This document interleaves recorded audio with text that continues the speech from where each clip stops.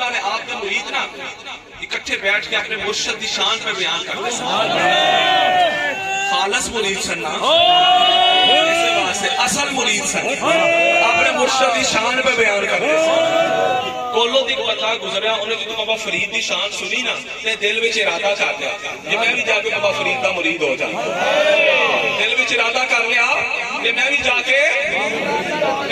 بابا فرید دا مرید ہو جانا دل وچ ارادہ کر لیا چلا گیا بابا فرید دا مرید ہونے واسطے رستے چ جا رہا ہے کہ رستے تے نظر ایک خوبصورت جوان لڑکی تے پہ گئی نظر خوبصورت جوان لڑکی تے پہ گئی تے شیطان